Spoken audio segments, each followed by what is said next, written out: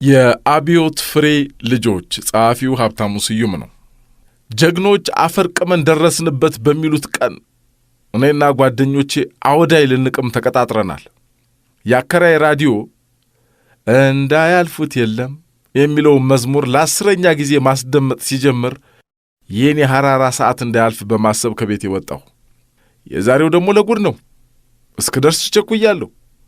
ወደ ጫት ቤቱ ስገባ የሚቀበለኝ የሐሴት ጠረን ዝም ብሎ ይታሰበኛል። ሰንደል፣ ሲጃራ፣ ዲዮድራንት፣ የጫማ ሽንታ፣ ሉባንጃ፣ የብብት ጠረን፣ ሄር ስፕሬይ፣ የጫት ትንፋግ። አቦ መጣውላችሁ!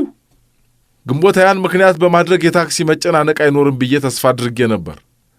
ነገር ግን አዲስ አበባ የዘንድሮን ግንቦት 20 የሚያከብረው የዛሬ 22 ነው ስንት ዓመት የነበረውን ግርግር በመድገም ሳይሆን አይቀርም ሲራኮት አገኘሁት።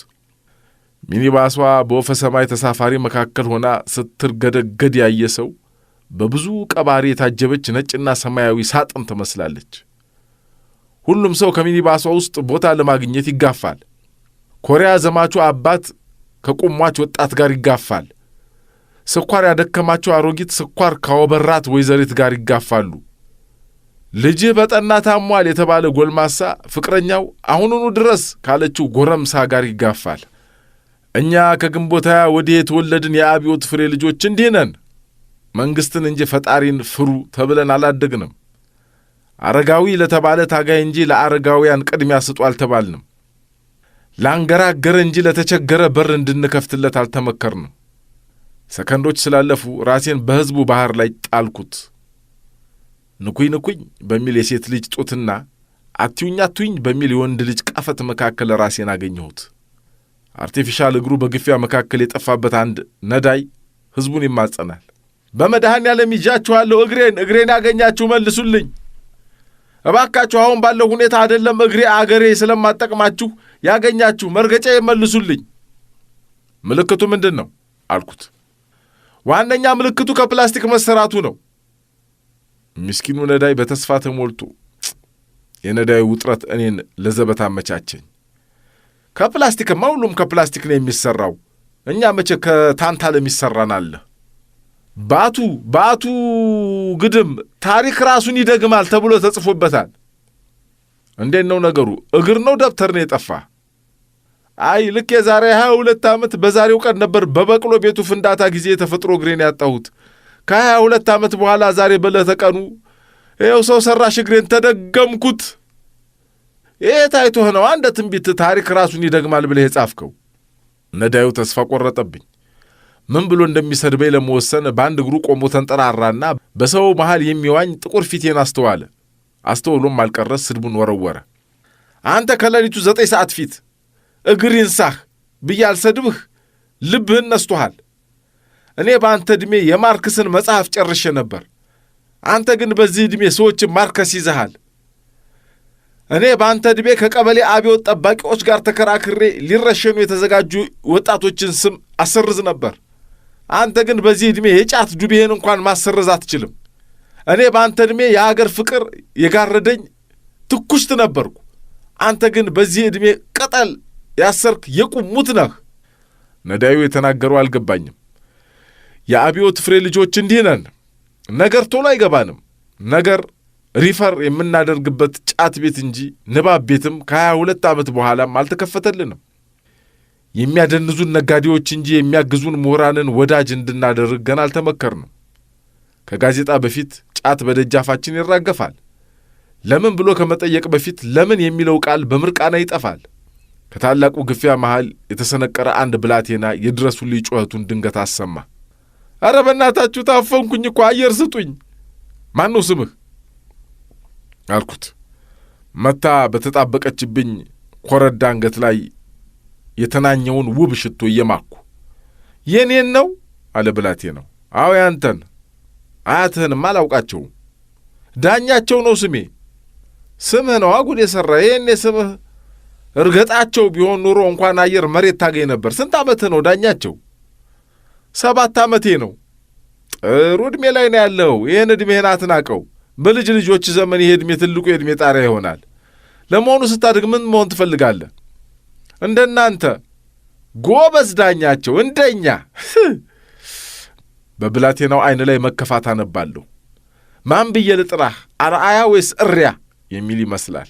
ማን ብዬ ልጥራህ? ኧረ ባለ ዲግሪ ወይስ ባለ ድግር? ኧረ ማን ብዬ ልጥራህ? ምጡቅ ወይስ ብሽቅ? አልተሰማኝም። የአብዮት ፍሬ ልጆች እንዲህ ነን። ከ7 ሰዓት ወዲህ ብዙ ነገር አይሰማንም። ከ7 ሰዓት ወዲያ ብዙ ነገር አይስበንም። ከ7 ሰዓት ወዲህ ብዙ ነገር አይገለጥልንም። ባለሁበት ሁኔታ የሐራራ ሰዓት ከሚያልፍ የዚህ ልጅ ሕይወት ቢያልፍ የሚቆጨኝ አይነት ሰው አይደለሁም። ኧረ እጅህን አለች ከሚኒባሱ መግቢያ ጋር አጣግቼ ያስኳት ኮረዳ። ምን ሆንሽ አልኳት። ከኋላ የሚገፉኝን አሮጊት በመቀመጫዬ ወደ ኋላ ገፋቸው። ዳሌን እኮ እየነካካኸኝ ነው። የእነዚህ ሰዎች ግፊያ ካላቆመ በዚህ ከማርኩሽም ተመስገን በይ። እንዲህ ነን እኛ የአብዮት ፍሬ ልጆች፣ ግብረ ገብነት የጎደለን።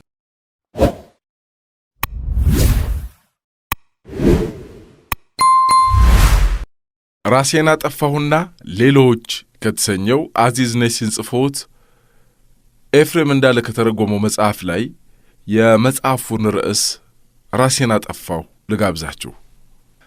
ከጥቂት ጊዜያት በፊት አደገኛ በሆነ በሽታ አሰቃይ ነበር። በሽታው አስቀያሚ ከመሆኑ የተነሳ ሕይወትን እንድጠላት አደረገኝ። በዚህ ወቅት ነው ለመጀመሪያ ጊዜ ራሴን የማጥፋት ሐሳብ ይመጣልኝ። በመሆኑም ሲጀምር እንዲህ ነበር የተከናወነው። በቅድሚያ ራሴን አንተ በስሜት የምትረካ በሽተኛ፣ ምን አይነት ሞት ነው የምትፈልገው? ሽጉጥ ይሻልሃል ጩቤ? ባህር ውስጥ መጥለቅ ወይስ ባቡር ጎማዎች ስር መጨፍለቅ? መርዝ ወይስ ስል ጠየቅኩት። አንድ ውስጣዊ ድምፅ ጥያቄን መለሰልኝ። ጌታው፣ ማንም ሰው በሕይወት ውስጥ የሚሞተው አንዴ ነው። ታዲያ ከሞት ጋር ላለህ ቀጠሮ ለምን የተሞከረና ክብር ያለው ዘዴ አትከተልም? በመሆኑም በታሪክ የታወቁ ታላላቅ ሰዎች በቤተ መንግሥቶቻቸው ምቹ አልጋዎች ላይ ተኝተው እንዳደረጉት ሁሉ ሕይወቴን በመርዝ ላጠፋ ወሰንኩ። ምቾት ያለው አልጋ ወይም ቤተ መንግሥት ባይኖረኝም ምንም ማለት አይደለም። የእኔ ሚስኪን ጎጆና የጡብ ወለል ለዓላማዬ ብቁ ነበሩ። ከውሳኔ በኋላ በቀጥታ ወደ መድኃኒት ቀማሚው ሄድኩና እጅግ አደገኛ የሆነ መርዝ ገዝቼ ወደ ቤቴ ተመለስኩ። ራሴን አንድ ክፍል ውስጥ ቆለፍኩና እንዲህ ብሎ የሚጀምር ረዥም በፍቅር የተሞላ ደብዳቤ መጻፍ ጀመርኩ። አንቺ ጠፊ ዓለም ደህና ሰንብች። ከዛም ከመርዙ በጉሮሮዬ አንቆረቆርኩና ወለሉ ላይ ለጥ አልኩ። በጥቂት ደቂቃዎች ውስጥ ሁሉም የደም ስሮቼ አብጠው የደም ዝውውሬ ተቋርጦ በመገጣጠሚያዎቼ ላይ ሽባ የሚያደርግ መንቀጥቀጥ ያስከትላሉ ብዬ መጠበቅ ያስኩ። ምንም ነገር አልተፈጠረም። ለረዥም ጊዜ ከጠበቅኩ በኋላ ብድግ አልኩና እንደገና ከመርዙ ጭው አድርጌ ለጥ አልኩ። ጊዜ በፍጥነት አለፈ። ሆኖም በሰውነቴ ውስጥ ትንሽም እንኳን ቢሆን የመርዙ ስሜት አልተሰማኝም። በዝችው ወተት ከውሃ ጋር፣ ቅቤ የተፈጨ ድንችና ሞራ ጋር፣ ሚጥሚጣ ከተፈጨ ጡብ ጋር እየቀላቀሉ በሚሸጡበት አገራችን መርዝ እንዴት መርዝ ሳያበላሹ መሸጥ አይችሉም? ይህም ማለት አንድ ጨዋ ሰው በተለይ እንደኔ ያለ የመንግሥት የቢሮ ሠራተኛ መርዝ ጠጥቶ በተሳካ ሁኔታ ራሱን ማጥፋት አይችልም ማለት ነው።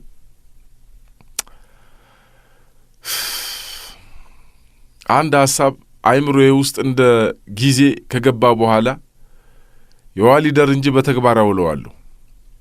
ቀጥዬም ጭንቅላቴም በአንድ ጥይት ነድዬ ባስተማማኝ ራሴን ላጠፋ ወሰንኩ። ሽጉጤን ጥይት አጎረስኩ። ዓይኖቼን ጨፈንኩና ጥርሶቼን ነክሼ ቃታውን ሳብኩት። ምንድን ነው ችግሩ እንዴ? ጥይቱም አልተተኮሰም። እንደገና ቃታውን ሳብኩ። ውጤቱ የተለየ አልነበረም። በኋላ ባለሙያዎቹ እንደነገሩኝ ሽጉጡ በአሜሪካ ወታደራዊ እርዳታ ወደ አገር የገባ ነበር። የማይረባ ነገር እንደተቀበልን እርዳታ እያልን እስከ መቼ ይሆን የምንኖረው? የሽጉጡ ነገር አልሳካ ሲለኝ የጋዝ ሐሳብ መጣልኝ። በእርግጠኝነት ሕይወቴን ሊያጠፋልኝ ይችላል። ደግሞ በጋዝ መሞት ከሞላ ጎደል የሚያኮራ ነው ተብሎ ይታሰባል። በመሆኑም በሮቹንና መስኮቶቹን በሙሉ ግጥም አድርጌ ቆለፍኩ። ቤት ውስጥ ያለውን ማንኛውንም ቀዳዳና ክፍተት በሙሉ በቡትቶ ጨርቅ ወታተፍኩ። የጋዝ ሲሊንደር ክዳኑን ከፈትኩት። ወንበር ላይ የተለያዩ አቀማመጦችን ሞከርኩ። ቢያንስ ከሞትኩ በኋላ ሰዎች እንደ ቁም ነገረኛ ሰው እንዲያዩኝ የኩራት አቀማመጥ ተቀመጥኩ። ማለዳው እኩለ ቀን፣ ከቀትር በኋላ ምሽት ሆነ። አንድም ምልክት በዙሪያዬ የለም። ምሽት አካባቢ አንድ ወዳጄ ብቅ አለ። አትግባ፣ አሁኑን ውጣ ብዬ ጮኩ። ጌታው ምንድነው ችግሩ? ልሞት ነው። ልትሞት አይደለም ግን ልታብድ እንደሆነ እርግጠኛ ነኝ። የለየልህ ሞኝ ነህ። የዘንድሮ የጋዝ ቧንቧዎች ባዶ አየር ብቻ እንደሚተፉ አታውቅም? ራስህን ለመግደል በርግጥ የቆረጥክ ከሆነ ልምከርህና ፈጽመው። ምናልባት የጓደኝነትህን ውለታ የምመልሰው በዚህ ሁኔታ ነው። ጥሩ ስለት ያለው ጩቤ ገዝቼ እንደ ጀግኖቹ ጃፓናውያን ሆዴ ውስጥ ሰክቼው በደም የተጨማለቀውን አንጀቴን ይዤ ከዚች ጠፊ የሥጋና ደም ዓለም እንድሰናበት መከረኝ። ለመልካም ምክሩ አመሰገንኩትና ገበያ ሄጄ ጩቤ ገዛው። ጩቤውን በእጄ ሲይዘው አንዘፈዘፈኝ።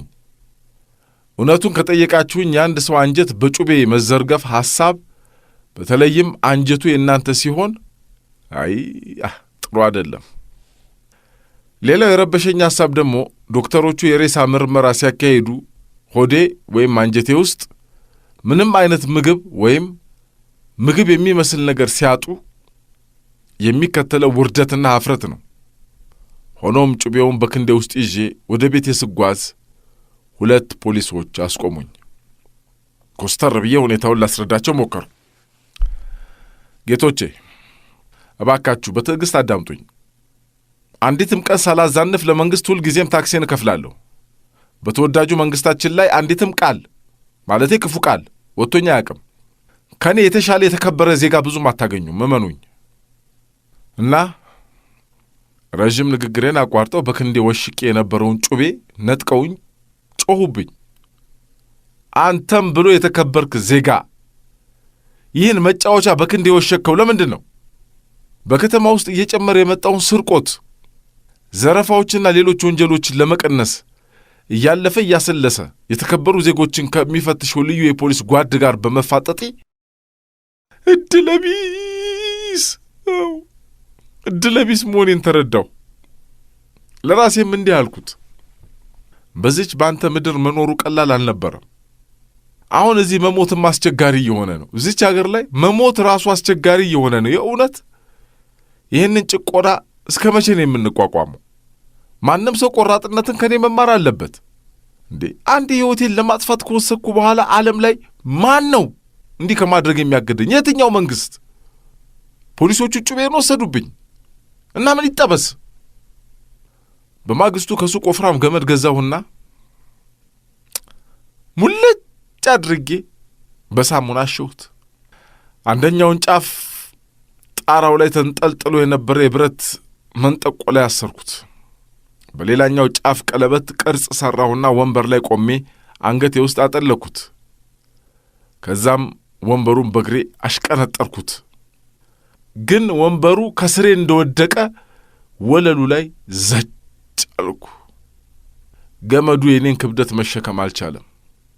ገመዱን ወደ ሸጠልኝ ባለሱቅ ሄጄ አቤቱታዬን አሰማሁ። የእሱ ምላሽ ጌታዬ፣ ከውጭ ኦሪጂናል ዕቃዎችን ማግኘት አቁመናል። ሁሉም ነገር ተናክቷል እዚች አገር ላይ። ታዲያ እኛ እንዴት አድርገን ነው ኦሪጂናል ዕቃዎች ለደንበኞቻችን ማቅረብ የምንችለው የሚል ነው። ወይ ጉዴ! መሞት እንደማልችል ሙሉ ለሙሉ አመንኩ። እንግዲያው ሞትን መፈለጉ እንዲህ ተስፋ አስቆራጭ ከሆነ ለምን ለመኖር እንቅስቃሴዎችን አላደርግም ስላሰብኩ። እስቲ እናንተ ኖራችሁ የምታውቁ ሰዎች በቅጡ እንዴት ነው እየኖራችሁ ያላችሁት? እስኪ እኔም ልጀምር የእናንተን ኑሮ የመኖር እንቅስቃሴ ልጀምር። እንግዲህ መሞት አላስቻለኝማ። መሞት እኮ አልቻልኩም እዚች ሀገር ላይ ምን ላድርግ? መሞትም አልተቻለም። ስለዚህ መኖር እንዴት እንደሚቻል እስቲ እየደወላችሁ ንገሩኝ እባካችሁ መላቀጡ ጠፍቶ።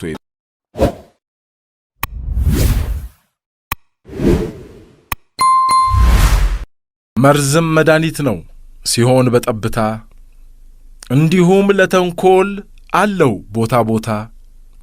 ምን ቢሰለጥኑ ቢራቀቁ በጣም ሁልጊዜ ደጋግሞ ብልጠት አያዋጣም። በእጅ የተበተቡት ተንኮል ዞሮ ዞሮ ማጋለጡ አይቀርም እጅና እግር አስሮ። መጽሐፉም ይለናል ሲያስተምረን ጥበብ ብልጥ ሁን እንደ እባብ የዋህ እንደ እርግብ። ስለዚህ በብልጠት ተንኮል ስትሰሩ በስቶ እንዳይገድላችሁ ገርነት ጨምሩ።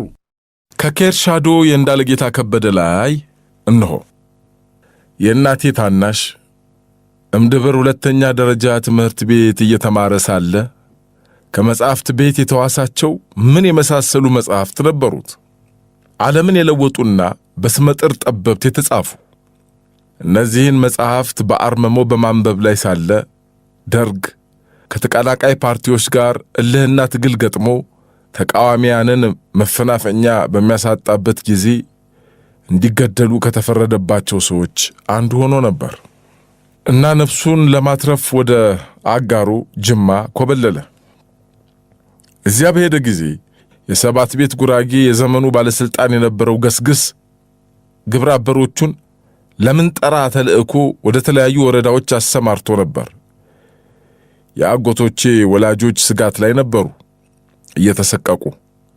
ዘመኑም ለመሳቅ ምክንያት የሆኑ ነገሮች ከማግኘት ይልቅ መሳቀቅ የበዛበት ዘመን ነበር እና ወላጆቹ ፈታሾቹ ወደ ቤታቸው መጥተው ቢበረብሩ የሚያስጠረጥረን ነገር አያጡም በሚል ፍርሃት ታሰሩ። ቤት ውስጥ ያሉ ማናቸውም ደብተሮችና መጽሐፎችን ይዘው ወደ ጓሮ ወስደው ቆጮ በሚያጠራቅሙበት ጉድጓድ ከተቷቸውና እሳት ጫሩባቸው፣ ፈጇቸው መጽሐፍቱን። አገር ሲረጋጋ መንግስት ከእናንተ ጋር የነበረኝን የጥል ግድግዳ አፍርሻለሁ ሲል አጎቴ ወደ መጣበት ቤት ገባ። ገብቶም በንብረቶቹ ላይ የተወሰደውን እርምጃ አየ። እንደዚያን ቀን ሲያዘን አይተነው አናቅም ይላል ቤተሰብ ስለ ጉዳዩ በተነሳ ቁጥር። ታላቁ የአብዮት ሰው ነበር። የኃይለ ሥላሴ ዘመን አርጅቷል፣ አራሹ ተበድሏል፣ ሕዝቡ ተጎሳቅሏል ብለው ወንበር ከሚነቀንቁት ወገኖች ጋር አብሮነት ነበረው። እነዚህ ወገኖች በ1953 ዓመተ ምህረት መፈንቅለ መንግስት ለማድረግ ሞክረው እንዳልተሳካላቸው ወንድማማች መሆን ፍላጎታቸው አልነበረም። ያይኔ ኃይሉ ገብረ ዮሐንስ ገሞራው ነቅናቂው ነቅንቆ ቢነቀንቀው የተነቀነቀው መልሶ ጣለው ብሎ ተቀይቶ ነበር። የመፈንቅለ መንግስቱ ዋና አስተባባሪዎች መንግስቱና ገርማሜ ነዋይ እንዲሁም ተከታዮቻቸው ነበሩ። ግን ከሸፈ። ወንበር ነቀናቂዎችም ሞት ተደገሰላቸው፣ ለእስርም የተዳረጉ ነበሩ። ደብተራው በሚል ቅጥያ ስም የሚታወቀው ጸጋዬ ወይን ገብረ መድህን ቁማር ጨዋታ ተጫውቼ አጨብጭቤ ቀረው ተበልቼ ምንኛ ዕድሌ በሰመረ ዘውዱን ገልብጬ በነበረ ብሎ የተቀኘውን ልብ ይሏል። የእናቴ ታላቅ ካለፈው መፈንቅለ መንግስት ትምህርት ወስደው አብዮት ለማስነሳትና ህዝቡን ለማነሳሳት ይታገሉ ከነበሩ ሰዎች ጋር ቅርበት ነበረው። እሳቱን በዋናነት ከጫሩት መሃል አይደለም፣ የተጫረውን ለማጥፋት ከተሯሯጡት መሃልም አይደለም። የአብዮት እሳት ከሚቀጣጠልበት ምድጃ ስር ተቀምጦ ግን እየሆነ ያለውን ባንክሮ ይከታተል ነበር። በዚሁ ዘመን ኮሌጅ ተዘግቶ ወደ ገጠር ገባ ወላጆቹን ጥየቃ። ወደ ጉመር ሲመጣ ወደ ገጠር ሲገባ ከተማ ምን እየተካሄደ እንደሆነ በፍጹም ፍንጭ አልደረሳቸውም። እሳቱ በመሃል ከተማ ሲንበለበል እዚህ ግን ጭሱ አልደረሰም፣ አልታየም። አጎቴ ደነገጠ። ወላጆቹና ጎረቤቶቻቸው ኢትዮጵያ ወዴት እየሄደችና የት ልትደርስ እያለመች እንደሆነ የገጠር ሰዎች ግንዛቤው የላቸውም። ጭራሽ አባቱ መሬት እየገዙ ነው፣ ሀብታቸውን እያደራጁ። አባዬ ተው፣ መሬት አትግዛ፣ እንኳንስ ልትገዛ ይቀርና ያሉትን ሸጠህ ገንዘብህን ብቻ በጥሬ ብትይዝ ይሻልሃል ይላል። አባቱ የሚለው አልገባቸውም። ዘርዝሮ አስረዳቸው። ዘውዱ ሊገለበጥ ነው፣ ንጉሡ ሊወገድ ነው፣ የኃይለ ሥላሴ ዘመን ሊሻር ነው አላቸው። ይሄኔ ነው ዘራፍ የማለትን ያህል ታጥቀው የተነሱት። እንዴት አይነከው ይነካል? እንዴት አይደፈረው ይደፈራል? ሰማይን ማን አረሰው? ንጉሥን ማን ከሰሰው? አለ ዘራፍ። ማን ነው ስኳርን የሚያጠቁር ከሰልን የሚያነጣ? አጎቴ ግን ማብራራቱን ቀጠለ። መጀመሪያ ተቆጡ። ቀጥለው ደግሞ በቀለም ብዛት አይምሮው እንደተነካ ሰው ቆጠሩት። በጣም የተበሳጩት ልጃቸው እማራለሁ ብሎ እረኝነት ወዲያ ብሎ ለትዳር ምን አጣደፈ ብሎ የኮሌጅ ተማሪ ተሰኝቶ ሲመለስ እንዴት እንዲህ ያለውን መዓት ይዞ ይመለሳል ብለው ነበር። ውጣልኝ ውጣ አሉት። አባቱ ዳምስናጂ ሽኩር ውጣልኝ፣ ልጅ እንዴት ለአባቱ ክፋት ይመኛል? እንዴት መሬት ላራሹ ተብሎ ሊታወጅ ነው ብሎ ያሟርታል? ንብረት ይወረሳል ይላል። እንዴት በገዛ ገንዘቤ የገዛሁትን መሬት ይወስድብሃል ይለኛል? ተቆጡ። ማን ይጠጋቸው? ማን ያብርዳቸው? ሌላ ነገር ሳይመጣ አገር ሳይቀልድብኝ ልጄ ከቤቴ ይውጣልኝ አሉ። አጎቴም በኋላ እንዳታዝን፣ የምነግርህ ግን እውነት ነው አለ። ሟርተኛ ሟርት ለመማር ነው? ለዚህ ነው ወይ እስከ ዛሬ በኩራዝ እየተጨናበስክ ስትሰቃይ የነበረው? ውጣልኝ ውጣ! ቤተሰብ፣ ጎረቤት፣ ዘመድ ፈረዱበት። ወጣ። ወደ ኮሌጁ ገባ፣ ወደ ገዳሙ። ከዚያ አብዮት ፈንድቶ ዘውዱ ተገልብጦ የንጉሡን ወንበር ደርግ ሲቀመጥበት ተማሪው ያለው እውነት ሆነ። መሬት ላራሹ በገዛ ገንዘቤ ገዛኋቸው ያሏቸውን መሬቶች ደርግ እየቀነሰና እየቆራረሰ አዳሜ የሚያርሰው አጥቶ ተርቧል፣ አንተ አላስፈላጊ ሀብት ታከማቻለህ እያለ እየነጠቀ ይህች ትበቃሃለች ብሎ ዝም አሰኛቸው። ዘራፍ እንዳይሉ የት ሊደርሱ? ደርግ የፍየል ወጠጤን ቢያስፎክሩባቸውስ? እንኳንስ እንደሳቸው ላለ ተራ የባለ አገር ገበሬ ይቅርና ቤተ መንግሥት ለሚመላለሱ ለንጉሡ ቀኝ እጆች እንኳን መች ተመለሰና? የፍየል ወጠጤ ትከሻው ያበጠ ልቦ ያበጠበት እንዋጋ ብሎ ነብርን ላከበት። የማትረባ ፍየል 9 ትወልዳለች፣ ልጆቿም ያልቃሉ፣ እሷም ትሞታለች ብሎ ረሽኗቸው የለ።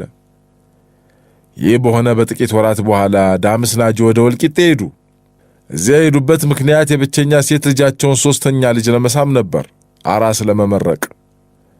እዚያ ሲመጡ ደግሞ ያውጣልኝ ያሉት ልጃቸው፣ ነቅፈውና ውግዘው ያባረሩት ልጃቸው እህቱን አራስ ለመመረቅ ከሐረር መጥቶ ኖሯል። አጥጋቢ ፈገግታ ከተለዋወጡ ቆይተው ነበር።